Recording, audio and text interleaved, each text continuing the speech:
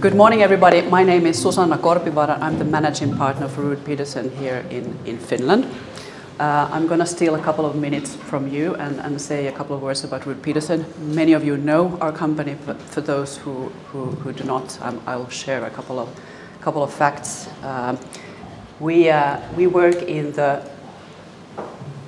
public or in the policy area with public affairs. We're specialized in working with our clients so that they better understand the political decision makers and civil servants in our society. And that is what we want to do. We also have this slogan where we say that we know the terrain, we find the route, and we'll take you there. So in any of these three phases, we're very willing to help you in working with the government most often. But that's Finland, and what we actually also are, so we're very strongly present in Europe. This map shows our own offices in the Europe currently, and actually, and there's Myron's Kyiv as well. I think it's very exciting to have that country in our darkened countries as well. We are over 500 experts in public affairs and communications. Maybe 1/5 of those are in comms. We are in these countries and we serve over 200 clients, most of whom are international companies. So that's a specialization for us. But we also work with third sector in all the countries.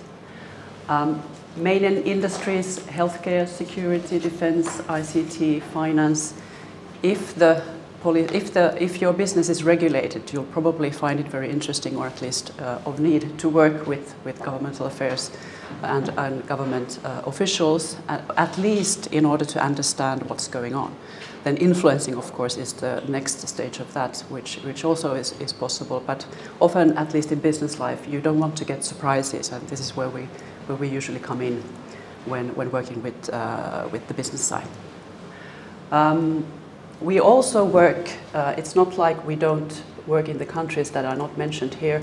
We do have a network, not only in Europe, actually also in outside of Europe, but we are able to work with you in more or less all of the Europe and some other countries as well. I just want to share this with you so that you'll understand that if you have a need somewhere else, we're also there for you. I think this is enough for me at this point. Then I think maybe we should say, just present our people in the room today. Marcus. Good morning, everyone. Maria. And then we have, it's the back row, Kari and Amanda, Kaisa, and Hannu. Hannu is actually making, it's not streamed, but we'll make a what do you call it, tape? Video of this event, so we'll be sharing it in LinkedIn and as you know. And then we also have Kairi from our Estonian office here. So if you have questions regarding Baltics, you can talk with her. Was that all? Inka. Great. So you can ask any of us if you have any questions about stuff. But all the Ukraine-related questions will be directed to Myron. So let me present here. Myron Wasylyk is my dear colleague in Kyiv. And in the meanwhile, we'll change the presentation. Okay. Welcome to Finland. Thank you. I understand this is your second time. Second time, yes. Well, the first time was 20 years ago. That's a while ago. A long time ago, yes. Yeah. And how did you find your way to Rud Pedersen? I was in the communications business for many years in Ukraine. I left it in 2019 to go work for our state oil and gas company called Naftogaz. And at the beginning of 2023, Morten was looking for somebody to help open the office in Kyiv. And I got a call from a Lithuanian colleague of ours who suggested I talk to Morten. And the first conversation I had with Morten, he said, I really want to open an office in Kyiv because I think it's the right thing to do. And I said to him, are you sure you want to open an office in a country that's at war? And he says, of course I'm sure. And literally, by the end of the conversation, he gave me the reasons why he thought it was the right time, and he actually convinced me. So, so I've been with Rud Pedersen now for 8 months.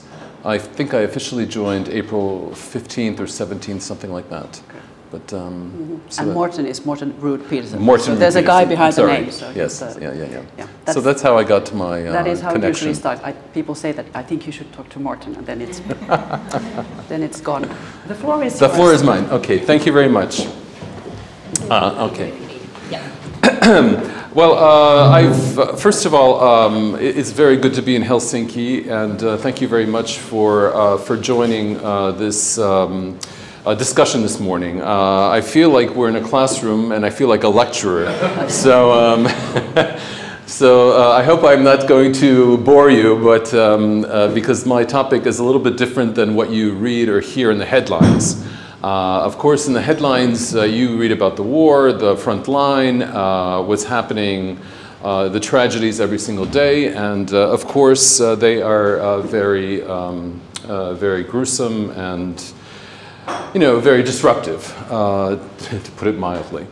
But I do want to say from the outset that when the war began, when the full-scale invasion began, because the war actually began in 2014.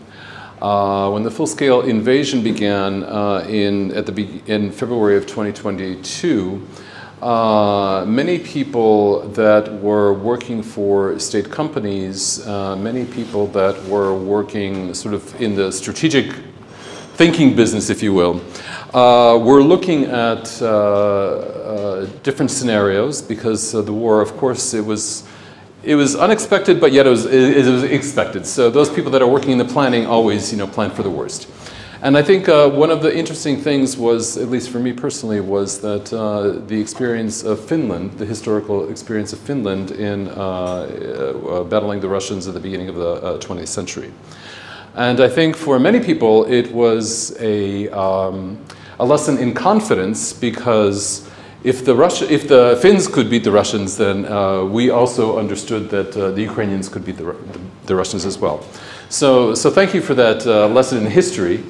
Because it did inspire many people, because of course the David and Goliath analogy of Russia to Ukraine really does scare a lot of people. But at the same token, having worked in Moscow for 6 years, many Ukrainians also understand Russia like nobody else does. And they understand, of course, the strengths and the weaknesses. I think before I get to my presentation, I just want to take a few words to talk about how we're looking at the war. The war will last for much longer, unfortunately. At least a year and a half, maybe 2, in a hot phase.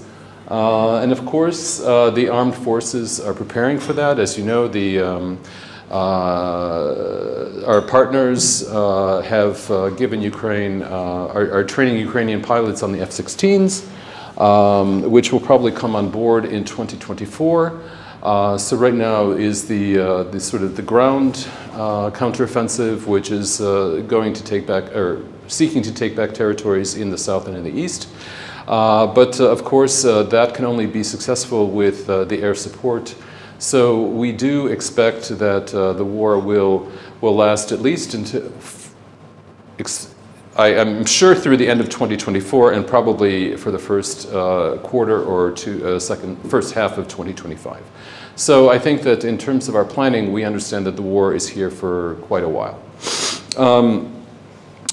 So that's my sort of, I'd like to end on the war there.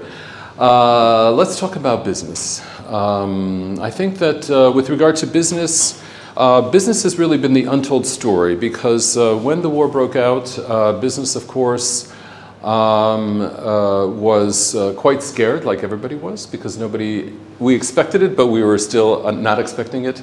At the same token, business was very important because it was the pillar of society which was resilient, The pillar of society which funded the government because businesses continued to pay taxes, businesses continued to employ people, businesses continued to provide for the welfare for the local communities, and it really became the sort of the silent pillar of the war.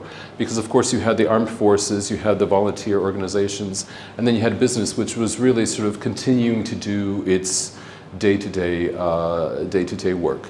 And I think the topic of my conversation today is really that Ukraine's resilience leads to business opportunities. Because what I want to do is maybe take you through my slides today and talk to you about the viewpoint of business during the war, how business sees the opportunities, what has been the change in the dynamic of investment over the last, say, 18, 20 months, and how business is viewing the stages of the rebuild of Ukraine, even as the war is going on into 2024 and 2025. Okay? So Ukraine is open for business. It never closed. First, for the next decade, we believe that Ukraine is going to be a unique case for the post-conflict and recovery experience throughout Europe. I've traveled in the last 8 months through most of the Western capitals, and I get the sense in Brussels, whether it's Brussels or London or Madrid or Germany, Berlin, that everybody is focused on the rebuild of Ukraine and doing what they can, not only to help with the defense, but also in the rebuilding. And so business is looking at Ukraine as an opportunity for expansion into the next decade for sure. The government of Ukraine, together with the World Bank, the European Commission, the IMF, the United Nations, estimate at the beginning of June that the cost of reconstruction and recovery will be about 411 billion. Is that right? Billion, yes. The President Zelensky has said probably closer to $1 trillion. But this is sort of the IFIs at the half point of this year looked at about $411 billion. The IMF has put together a financial program for carrying through the government through the war period. It's about 15.6 billion, and it basically guarantees for investors a stable environment and the ability to attract foreign investment. And my slides later will show how this is actually being implemented and how this is actually stabilizing the economic environment. The country has functioning institutions. If you look at the map of Ukraine, 80% of the territory is basically not, well actually 20% of the territory is the war zone. So 80% of the territory is operating as day-to-day life. So if you go to Kyiv, or if you go to Lviv, if you go to other cities throughout Ukraine, other than the potential night bombings, rocket bombings, you know, work goes on and people go to their jobs, children go to schools, people go to hospitals, so life goes on, let's put it that way. The infrastructure, the institutions, the economy, the resource, qualified personnel, everything is working. The country has the following preconditions for moving forward. As I've mentioned, the functioning institutions, the economic and resource potential, and I think the biggest thing that is driving business is the EU integration process and membership candidacy. For many businesses, this is important not only for foreign businesses but also for Ukrainian businesses, because the EU candidacy provides a perspective of modernization, integration, and opening of new markets for Ukrainian businesses. So most Ukrainian businesses are focused on the EU market. And if we look at the experience from 2014, when Ukraine signed the free trade agreement with the EU, several industries advanced because of that agreement. The gas industry, the oil industry, the electricity industry, all were fully integrated into the European market. And even before the war began, for instance, Ukraine was exporting electricity to the EU. Ukraine has the potential to be a net exporter of gas to the EU. So the European market really is a stimulus for Ukrainian business and membership as well. The largest export goods remain agriculture and food products, which make up about 53% of the total export goods in 2022. Last year, metals was down. Metallurgy was down 62%, chemicals 54%, minerals 48%, and paper 48%. Having said that, there are industries that are actually coming up.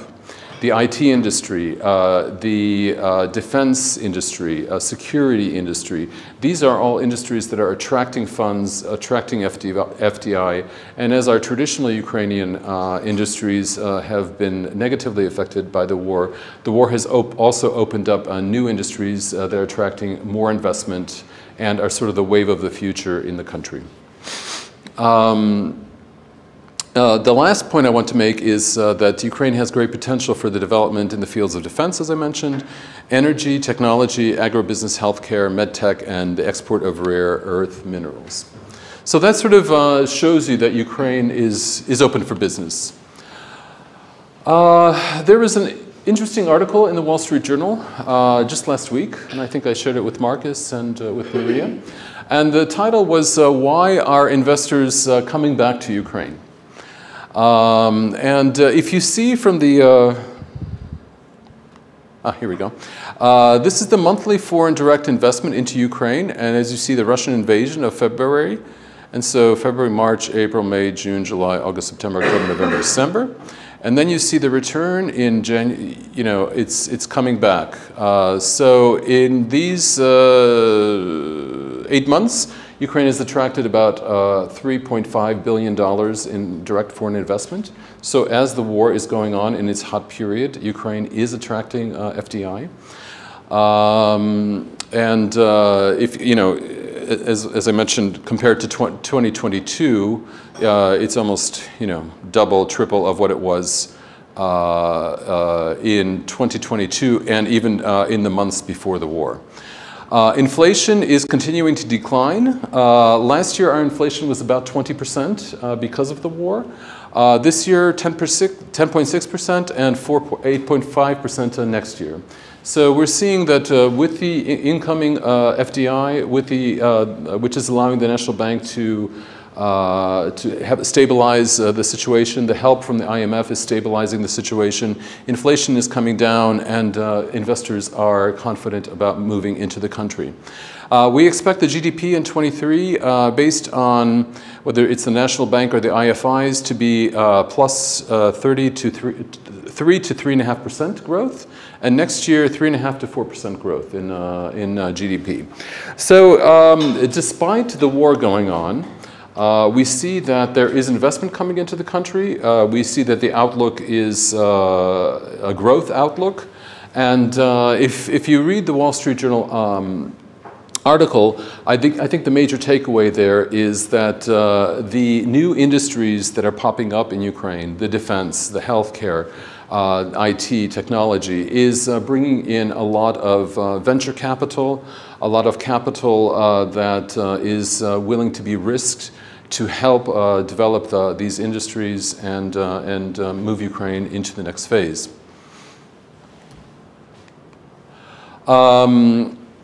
In 2022, in June, the government, together with the World Bank, held its first reconstruction conference in Lugano in Italy. And at that time, I was working for Naftogaz, our state oil and gas company. And we were asked to put together a presentation for what we saw as the requirements for the rebuilding and investment. And of course, in June of 22, working in the gas business, by June you're thinking about the winter season. And then we understood that the energy infrastructure would be the major target for the bombing of the Russians for the fall. And that indeed was the case. But Lugano was really not, it was the first conference, but it was the conference where the Ukrainians really didn't have a good idea of what they wanted. And it wasn't until actually this June of 2023 in London where we got together again for the Rebuild Conference and identified those key sectors that need the development, the infrastructure redevelopment, and also those key sectors that would be driving the economy and infrastructure development. And next year, the conference will be held in June in Berlin. And between now and then, we really are planning to move in very sort of diligently in the rebuild effort, particularly in the housing sector, in schools, hospitals, in those areas that are being liberated that need the reconstruction funds and are ready for attracting investment. But Ukraine's Center for Economic Recovery identified 3 stages for rebuilding. And currently we're in this stage. This is the period of financing and rebuilding critical infrastructure. What does that mean? That means when a city like Kherson or a city like Kharkiv is being liberated, it means that the next day the mobile companies have to go in and put up the mobile towers. The television companies come back. The phone companies come back. The entire wire and wireless economy comes back into a territory. The hospitals have to be rebuilt. The schools need to be rebuilt. The bridges need to be rebuilt. So everything that was destroyed by the war needs to be rebuilt immediately. Why immediately? Why don't we wait? We don't wait because we need to get people back. People have to come back. If the infrastructure is not rebuilt, people will not return. So we can't wait for the end of the war to begin the rebuild. We have to rebuild immediately. Otherwise, those 7 million refugees that are in Europe, or those 4 million Ukrainians that are internally displaced living in other cities, they will not move back to their homes. And it's important for people to come back because, as I will tell you later, the lack of human capital is one of the biggest risks in our rebuild efforts. Our next stage, so we see 2023, and this is actually the period of where we see the war in the hot phase. If there is a ceasefire or some type of negotiated settlement, we see that this period, 2026 to 2030, is sort of a gradual stage of development. We see it will be associated with increased investment and labor productivity. And when we're talking about labor productivity, we're talking about not rebuilding the old industries of the past, but building new industries for the future. And of course, training the workforce not to be focused on the raw material industries, but on the new technology industries. And then we see the other phase, the third phase really being from 2031 onward, which would be associated with the full integration of the Ukraine into the EU. I was in Brussels not too long ago, I think it was June, yeah, it was June. And we had an interesting roundtable also which Rud Pedersen organized with a number of, the Ukrainian ambassador was there, and we had a number of people from the European Commission. And it was a closed-door session, and one of the person in charge of the rebuild effort for the Commission, he's a German guy, he said a very profound thing. He said, the Ukrainians will be ready for EU integration quicker than the EU political establishment will be open to integrating Ukraine into its structures. Because the integration of Ukraine into the EU means that the EU itself has to reform. And right now, there is no political will within the EU to reform itself. Of course, there is an election next year which will change the makeup of the Commission and the EU and who's in charge. But the integration of new countries like Ukraine or Moldova or Georgia or others into the EU really will force the EU to make some internal political decisions about itself, which right now it's not ready to do. So, which I thought was quite interesting because basically on the ground, Ukrainians will be ready to be in the EU, meeting all the criteria before the EU will be actually ready to politically reform itself to accept Ukraine. So, let me move further. So we've taken out the first steps to flesh out our reconstruction. Its immediate start and development of key industries and infrastructure, building fair welfare for the citizens returning, integration into the EU, rebuilding better on a national and regional scale, and stimulation of private investment. The $411 billion that was discussed, some of it will be public funds, but we see that a large portion of it, almost more than half, will have to come from the private sector. Let me think. Are there any questions as I'm going through? I don't want to ramble. I think it's better maybe if we have a discussion, because I still have a number of slides. Yes, please. Okay, thank you. Well, it looks that you see the future of Ukraine bright, despite all the hardships. Yes. Yeah. I would just like to ask, I am from E2 Research Institute here. What is the relationship between business and politics? Can you think this more as business or how can you separate it from politics? Or I mean that is it possible to handle this separately? Is it possible to think rebuilding mostly as, is it more business than politics? That's a very good question. Right now, I think, as has been the case throughout Ukraine's history, business has been more advanced economically than politics has. Politics is always catching up to business. At this point, I think that the government that is in charge of reconstruction of infrastructure is taking the lead because business cannot develop the infrastructure without the government. The schools, the roads, the hospitals, this is all something where it's under the government control. So the government is taking the lead and they are the ones that are driving the force, driving, and business is following. Our Ministry of Infrastructure has what is called the State Committee for Rebuild.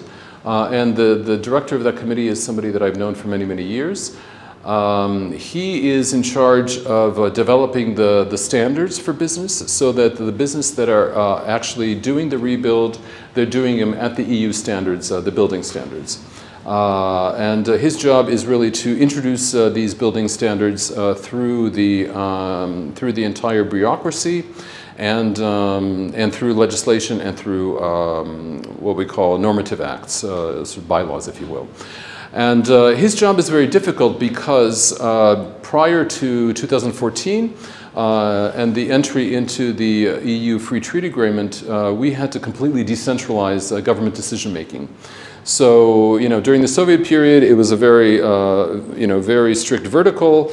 In 2014, it became a strict horizontal decision-making structure where the regions are independent from Kyiv, from the national government, and they have their own budgets, they have their own sources of revenue, and they have their own tender procedures.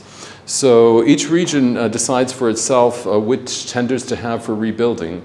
And it's very difficult to coordinate this from the national level. However, it's coordinated basically through legislation and bylaws adopted by the Cabinet of Ministers, which is then cascaded down to the local governments. So government in the infrastructure rebuild is taking the lead. Interestingly enough, in other industries, for instance, in energy industry, up until the war, there was called a green tariff, which helped finance the solar and wind energy investment. So basically, it was a green tariff which went through a guaranteed buyer, which was the state, and then the state decided how to reallot the power that was coming into the guaranteed buyer and distributing it among the regions that needed the power the most. Right now, we're in a situation where the guaranteed buyer is not the most active player. Industry itself is becoming a sort of a parallel structure in developing energy locally, trading it locally, supplying it locally without government. So we see a lot of industries that are advancing beyond government. Yes? Thank you very much. I'm very interested in what sort of a Ukraine concerning its sort of ownership structure are we going to see, because the investment boom and the rebuilding will have to happen in an unforeseen speed, and of course the Ukrainians simply are unable to do it by themselves. But at the same time, with all the FDI, I'm sure Ukrainians don't want to see them sort of bought out, that afterwards sort of everything is owned by somebody else than Ukrainians. Mm-hmm. So what sort of visions do we have to make it work in a fair way, so that the FDI comes in, and of course it needs to be profitable for the investors, but in a way that it's also fair for the Ukrainians. And of course every business decision is made separately, but I think there needs to be some sort of an overall vision of how this will be done. Mm-hmm. Thank you. Mm-hmm. Yes, there is definitely an issue with strategic thinking about the fairness, because quite frankly, the mass privatization in the 90s really created, was seen to be unfair, because it created the oligarchy, which then later began to exert political will and in some years, actually controlled the government, if you will. There is now legislation underfoot to create the public-private partnerships to attract the FDI and to attract, to build the relationships between the public sector and the private sector on the infrastructure rebuild. Because the government has been decentralized and regional governments have the ability to procure and attract investment themselves directly without going through the central government, the idea is to create these public-private partnerships to bring in the private sector into the rebuilding for the public. With regard to sort of a larger vision for creating sort of equality, if you will, the idea there is really to attract the investment into the high-valued industries, which would basically give higher-paying jobs to Ukrainians and train them further. Actually, if I go further in my slides, this is a survey taken by the American Chamber of Commerce earlier this year, and where people see the investment opportunities for business in expansion, accession to the EU, rebuilding, reconstruction, infrastructure, agro, digital transformation. The risks are safety and security, the corruption drive goes down, lack of qualified human capital. This is really one of the major issues that we're finding right now, is that we cannot find the qualified labor force to attract and to implement some of the investments that are coming into the country, because the men are on the front lines, the women are in Europe, and there's just not enough qualified personnel, labor to help attract this this investment, and it poses the risk of, as you say, the stagnation of economic growth because we don't have the human resources that can actually implement the FDI that's coming into the country. There was another question. Thank you. Yes, well, you mentioned corruption already, and I was going to ask about that. Now, Ukraine has, of course, become known as a beacon of courage and determination and all that, and it's all very admirable and good to see that development. But it's it's difficult to forget. I've been one of my companies has been doing business in Ukraine for 20 years, and it's difficult to forget that Ukraine was also known for bureaucracy and corruption, which have been really big issues for business. Do you see a real change in that, and do you think it will also last? Yes, the biggest change in corruption is the phone. Because every government service you can now get on your phone. Whether it's your housing permit, whether it's paying your parking fines, whether it's going to the hospital, whether it's going to school, every government service has been digitalized. So in the past, where you needed to give a bribe to go to the hospital, where you needed, if you got stuck by the traffic police, you give them money to get away, you can't do it anymore because the human element has been taken out of the entire local bureaucracy. If you need to build something, all your building permits, all your building documents, all your ownership documents are digitalized. I think it's the only country in Europe where in 48 hours you can organize all your building documents and permits. Certainly you can't do it in Germany. I don't know about Finland, but in Ukraine you could do it in 2-3 days. Because everything is online. And we have what is called the Ministry of Digitalization, which was introduced during Zelensky's presidency.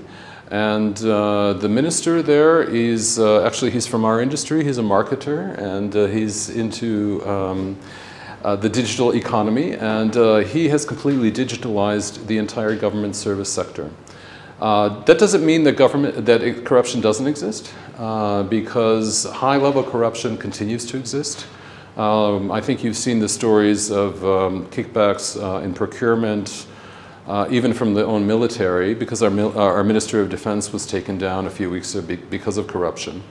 But the civil society and the community itself is just, there's zero tolerance at this point. And with people dying on the front line, there's, nobody's going to put up with corruption.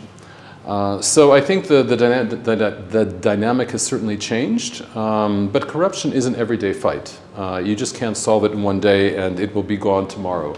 It's something that has to work on by society, and of course business is always bringing up the corruption issue because we feel it and see it in lots of decision making, and even now in the period of nationalization of certain sectors, we see that the Anti-Monopoly Committee is not doing its job because it's allowing concentration of capital in certain industries to go to one or two monopolists. So it's a daily struggle, but it's a struggle that I think society after 2014 is taking up every day, and it's just part of our DNA, if you will. Okay. If not, I'll just, I have a few more slides, so bear with me. I don't want to bore you to death. But so this is business sees the business opportunities and risks, the key factors for investment, market size, of course, talented teams, competitive structure, expense structure. This has always been having run a business, our expenses in Ukraine are much lower than expenses in Eastern Europe or even Western Europe. Proximity to regional markets and developed infrastructure. Priorities for the business enabling environment. We already talked about the sectors of transformation, certainly defense, certainly metals and machinery, energy, agro and food, IT, health and medtech. These, I would say, are the 6 industries that are going to be transforming transforming Ukraine in the rebuilds situation. We need strong human capital because right now we're lacking it. To improve the quality of living, upgrade the social infrastructure, and attract talent from abroad. One of the issues in the post-war area will be the ability to open up the borders. And of course, opening up the borders means our biggest border is with Russia. How Ukraine is going to attract the talent from abroad is a big question, and not one where we have the answers right now. In terms of effective infrastructure, we're talking about energy efficiency, where the new standards are to have efficient rebuild that are energy efficient, not rebuilding the buildings that you have to open up the windows to let all the hot air out because it's too hot.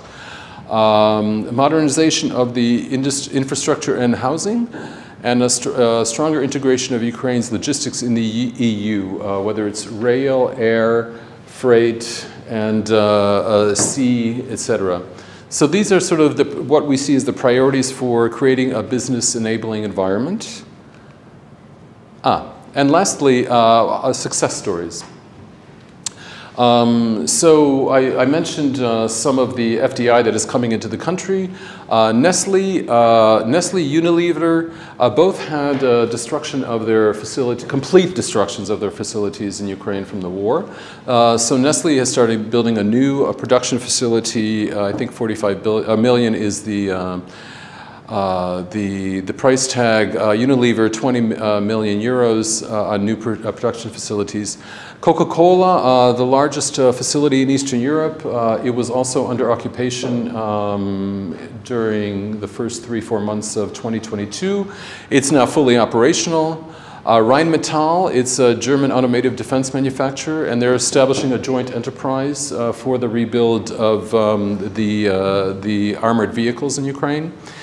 BAE has moved in with a large-scale weapons manufacturer because, as we see, the war is going to continue at least to 2025. So the weapons production is being moved from being imported to actually being produced in Ukraine.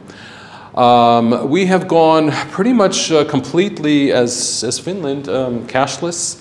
Everything's in the phone, so the cash economy is pretty much dead, I would say, in Ukraine. Even in the markets, the farmer markets, everybody has the phone, everybody has the terminal where you can pay and you don't have to extend cash.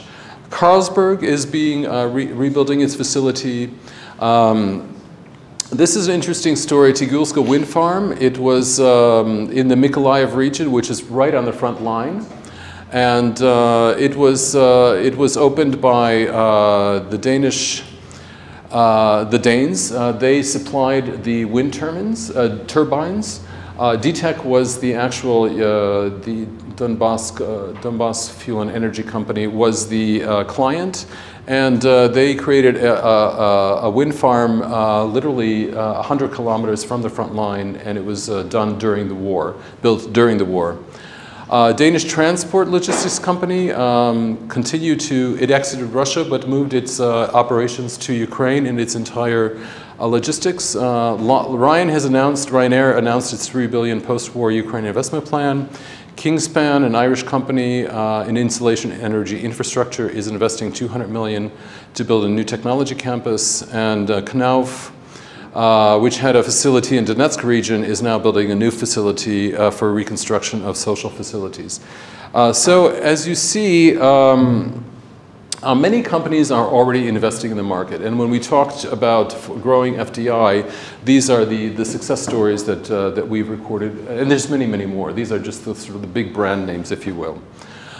Lastly, if you are interested in market entry, so I would say, first of all, of course, the Embassy of Finland in Ukraine, the trade missions, the business associations that are working in Ukraine.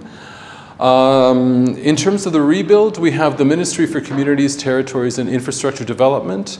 They have what is called the Business Compact and the Business Council. which brings together businesses for different aspects of the rebuild and in different regions, whether it's Kharkiv region, Mykolaiv region, Kherson region, Kyiv region. And they are, through their state agency for reconstruction and development, they are the ones that are rebuilding the hotspots that are being liberated, and etc. There's also the business associations, the European Business Association, the American Chamber of Commerce.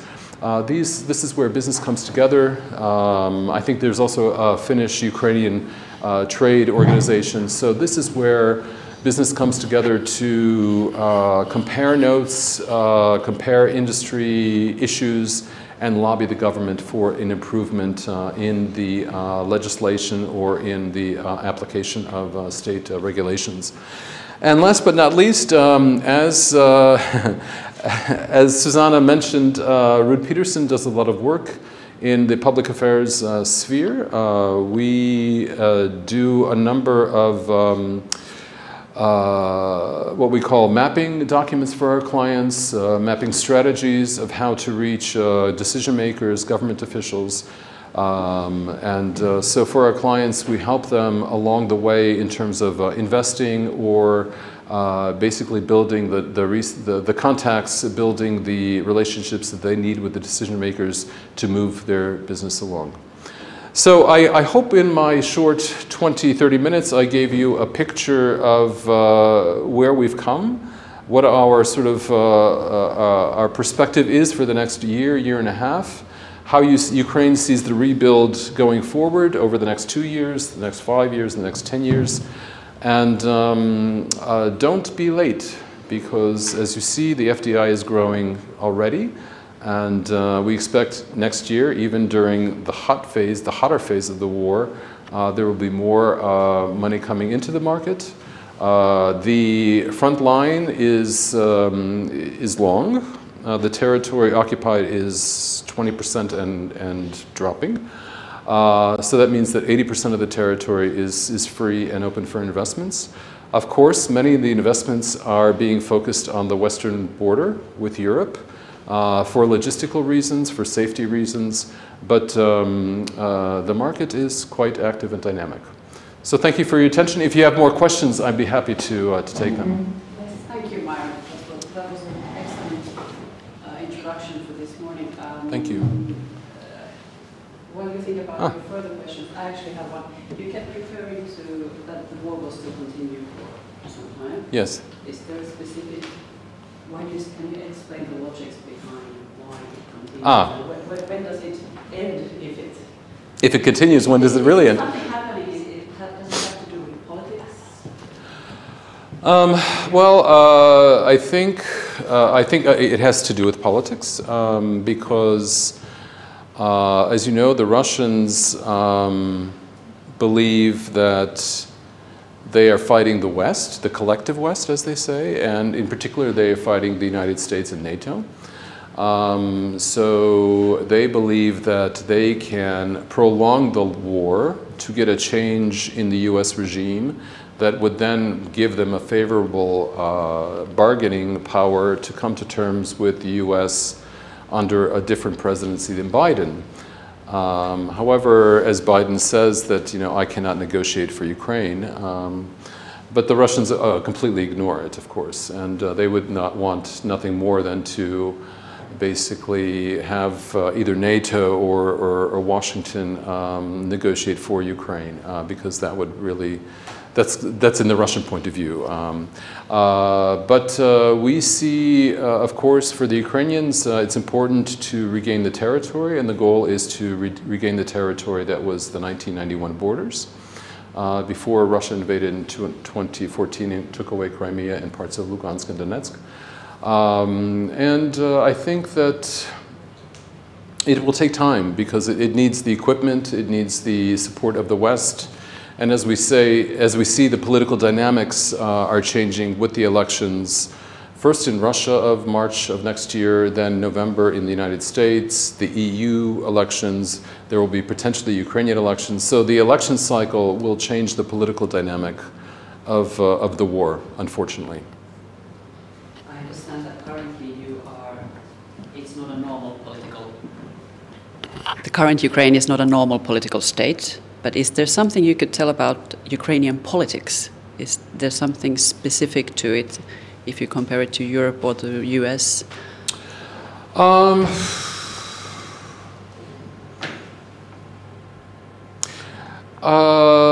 Well, I think that everybody understands that the most popular political figure is President Zelensky.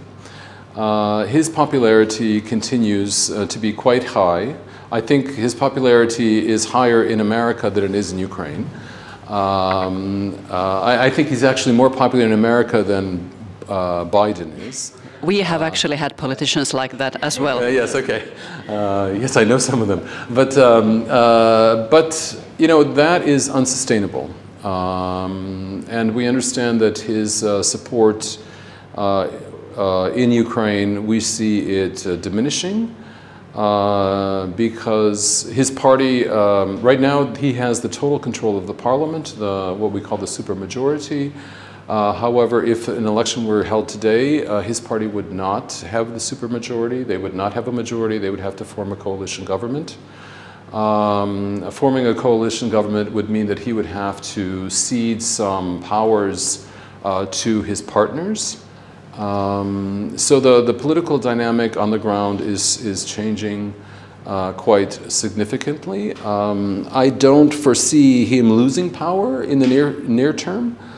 If an election were held today, he would win, of course, by no problem. His political party in a parliamentary election would get the most seats, but not have the majority for sure. So the dynamic is certainly changing, the political dynamic. And I think even although the politics seem to be kind of on the back seat in Ukraine, there's a lot of, what's the word, disenchantment, I would say, from society and from the political powers. Juho. Thank you. You were talking about the lack of human capital. Yes. So, but anyway, it's a quite huge country with population of 40 million or something. Mm-hmm. Is it easy to find good employees, for example, in your business? I mean, consultants, and what kind of workforce is the biggest lack? I mean,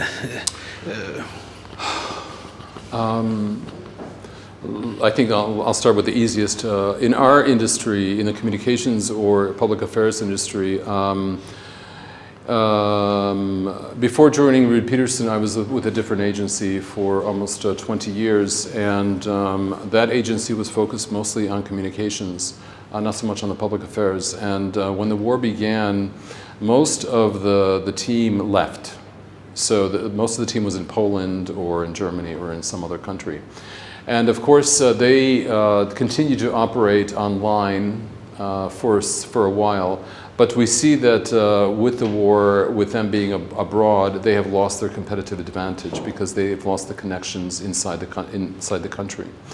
Our team is basically made up of people that did not leave and made up of people that came back. So we have the warm contacts with the decision makers, which differentiates us from our competitors, if you will. In other industries, for instance, in the high-tech industry, which is very dynamic, many high-tech companies moved their employees to, I've heard, Bulgaria, to Poland, to London, and they've become the back office for many of their global operations. And these include men, young men. Qualified men, they are not moving back to Ukraine because they are making more money. I mean, their wages are 3,000, 4,000, 5,000, 6,000 euros per month. So for them to move back to Ukraine, it's not realistic. So that brain drain will have an effect because that outsource of high-tech or IT support that used to be in Ukraine is now somewhere else. And those companies are also somewhere else. They're not on Ukrainian territory. So I think if we're talking about manufacturing jobs, retraining, retooling, yes, it could be done. But in terms of the high engineering, the brain drain has had an effect on the engineering industry for sure. Of course, there are people left. Of course, there are people still working in Ukraine, as you say, 40 million. But attracting, we have 11 million that are not in their homes, let's put it that way. So that means that we have to do something to attract them back, at least half of them. So, and then of course we will have the, when the hot phase ends, of course many military people will be coming back to work. So there we have a potential, there's government programs for reintegration of military personnel into civil society that is being worked on by the Ministry of Defense and the Ministry of Social Policy. So there it's also retraining people that have been on the front lines. Of course, these people have skills that can be put back to use in the civilian economy. Thank you. Having worked in Brussels and the EU for 10 years as a correspondent and diplomat, I have a pretty good idea how the EU decision-making functions, but I wouldn't start betting on what decision concerning Ukraine's potential membership the EU will take in December as is now foreseen. If the road towards full membership doesn't start opening up, as of course I think we need to hope, but if it doesn't happen, what sort of consequences do you see, A, on the political level in Ukraine, and B, of course, the economic level? How badly would it affect FDI investments? Might start diminishing and so on. How do you see this equation? Yes, I see politically it would have a negative effect because it would further erode the political support for the Zelensky regime inside of Ukraine and probably within the EU. However, economically, I think that the industries, just from my experience in oil, gas, and electricity, and energy, even in agriculture, it will continue. The business will continue to move forward into the open markets with the EU and the development of EU, and if not EU, the export into other countries outside of the EU. So I think when I talk about business looking at the EU as a source for development, it's not only a source of development for export, it's a source of development for internally changing the business dynamic rules of the game to be more competitive. And this has application not only for export into the EU, but also for export into other parts of the globe, as we see with agriculture. Of course, EU in agriculture, EU is a very good market because it's a close market, it's an expensive market, and it's a lucrative market. But it's not the only market. So if it's closed to Ukraine or is closing, Ukraine can export to other markets. And we've seen that with grains going to Africa, to South Asia, to China, to South America. So when we talk about EU being a stimulus, it's a stimulus for internal reforms, competitiveness, and the ability to export not just to the EU, but globally. So for business, it will continue to be a stimulant. But politically, of course, it could have a negative effect, which could create a negative dynamic for the current regime, which would only bring about another sort of a regime change in Ukraine. That's the way I would see it. Yeah, thank you very much for your for your remarks. Extremely interesting and valuable comments. Actually, I do not have a question, but rather also a comment. Before I need to be going to another meeting, I'm sure there are a lot of questions, but I would like to, if that's okay, just to tell in 1 minute or 2 minutes what Finland is doing.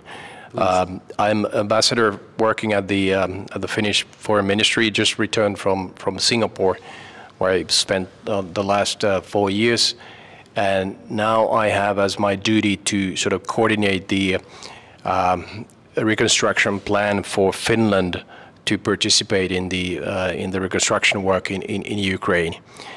And to start with, definitely the support from Finland to Ukraine is immense. It's the very strong political support and financial support from the government and from the general public. Overall, our total support is more than 2 billion so far, out of which about 2/3 is military material. So what we're doing right now is a reconstruction plan, which is based on the government program. And the first phase will be done this year. It's about the possibilities for Finnish companies to participate. So there is a growing interest among Finnish companies to get involved.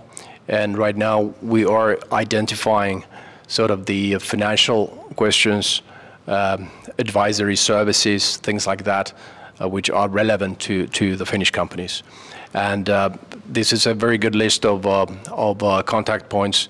Just want to add that the key sort of business associations in Finland, in addition to the Ministry for Foreign Affairs, Business Finland, the Chamber of Commerce, East Jam, East Office, things like that.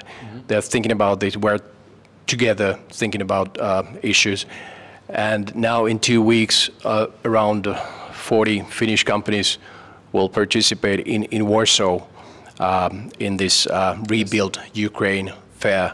So just wanted to sort of assure you that there is a strong interest in Finland among Finnish business in the government to support Ukraine, and the mood is that we will do our part. We shall support Ukraine as long as needed. Thank you. Thank you.